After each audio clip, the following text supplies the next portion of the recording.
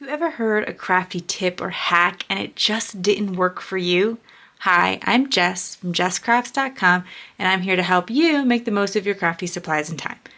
So let's take a look. Today I just want to discuss some crafty tips, tricks, hacks that I've seen out there that just weren't successful for me, talk a little bit about them, and kind of share the mindset change that just because it works for somebody else doesn't mean that you have to feel bad or discouraged if it doesn't work for you, and some tips about what might instead work for you about some of these hacks. First crafty hack that didn't work for me was a painful lesson. I hear all too often, take a big stack of cardstock, bring it to the office supply store, and you can get it cut in half for a couple of bucks. It will save you so much time. I did this. I bought 2 packs of thick Recollections cardstock when I couldn't get my favorite, because my favorite is the Accent Opaque from Amazon. But when I couldn't get that, I brought it to the office supply store and they cut 200 plus sheets of paper wrong. And I had to go back and fix them all and cut them myself anyway. And I find that I can cut 2 pieces of cardstock, even this really thick stuff, at a time here on my paper trimmer. So I will not be trying this hack again. I've heard so many other people, when I shared about it, had equally disastrous results. And I'm sure there are office supply stores who do a great job. I am not trying to knock it. If you have one that works for you, by all means, please keep doing it. But just kind of a warning that hack, your mileage may vary. This next hack was kind of painful too. I'd heard, get generics for your tape refills or your label makers, etc. I tried it one time. I went on Amazon and I bought refills for my ATG and they were awful. I certainly could not recommend them. I felt bad for the amount of money that I spent, the amount of tape that was not usable at all. I 100% recommend Tape Jungle. I have bought from them for years. I will buy big packages. I think you get like 144 rolls. So I used to get just like one big box like this. But the last time I ordered several boxes of this size because I have had so much luck with their refills. I absolutely will not just be randomly ordering like generic refills off of Amazon. Always 100% Tape Jungle. And because I'm a fan, I reached out to them and asked them if they would provide a discount code to my audience so that I could share it with you, and that will be in the video description. So if you also enjoy the Scotch ATG, there is a 10% code for you in the video description.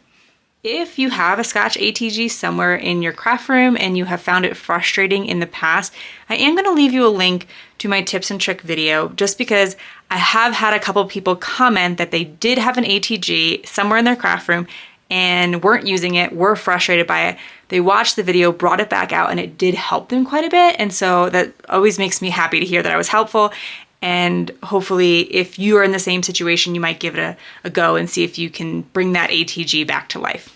These next couple of hacks were not nearly as painful lessons, although I did purchase the pixie spray and found that it wasn't for me. So kind of a bummer because I don't have any particular uses for it at the moment, but spraying your stencils to make them stick, I found out that there was a couple things that I felt like it didn't work for me about that. Your stencil stays sticky. You can allegedly wash it, but because this kind of stencils that I would want to spray it on are so delicate, they are quite difficult to wash without damaging them. You're supposed to spray it in like a well-ventilated outdoor location, which to me feels really inconvenient. Although if it works well for you, certainly go for it. I found even with the spray, I still would sometimes get, like if I still could not take a brush and like rub it along. I still had to do the sort of pouncing motion in order to make it work. So when first off, I've kind of learned that like fine stencils aren't so much for me because I don't like dealing with that.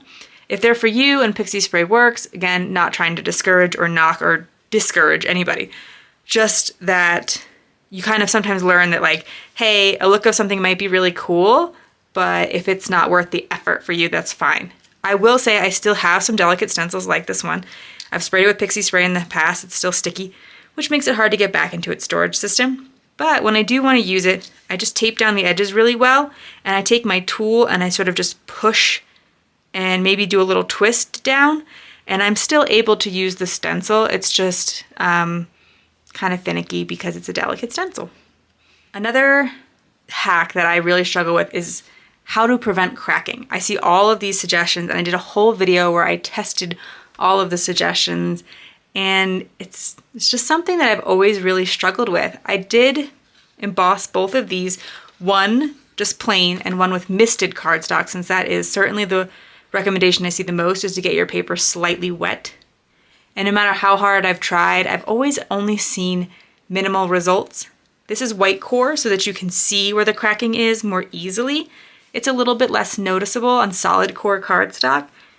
And yeah, I mean, people always say, oh, it's just if you use this cardstock or that, or you have to mist it this certain way, it's too wet. And I said, I talked about this a little bit more in that video, but it's just something that I struggle a little bit with, and I've just kind of learned to accept that cracking is part of working with embossing folders. And I sometimes, and I'll talk about this a little bit more in that video if you want to check it out, sometimes I'll just do a little bit of inking to mask some of the cracking and to make the design stand out more. And I just accepted that's the way that I use embossing folders. This next hack you'll have seen me recommend, and I think that it generally works, but there's a bit of a caveat. So I hear sometimes to use a low tack tape like scrapbook.com mint tape or post-it note tape and use that to hold your paper down so that your fingers aren't transferring ink and you won't get any fingerprints. Generally this works. The only thing I would say is you need to consider that when you are using a dark color and then you hold it down, and if you flip your paper over and go to your light color without changing the tape, you can still spread the ink. So I can easily get a new piece of tape, and that's probably easier than washing my hands, for instance, but I certainly have those same fingerprint smudges. So that's the important caveat behind that hack, and it's something to consider with it, is that it only works as long as you're still conscious of the fact that you're still going to get ink transfer. It does help to prevent fingerprints in general. I also like a sticky mat. So you can get different kinds of silicone mats. I've seen them at the Dollar Tree. Scrapbook.com makes one that I really like. It does hold both your ink pads and the paper pretty well.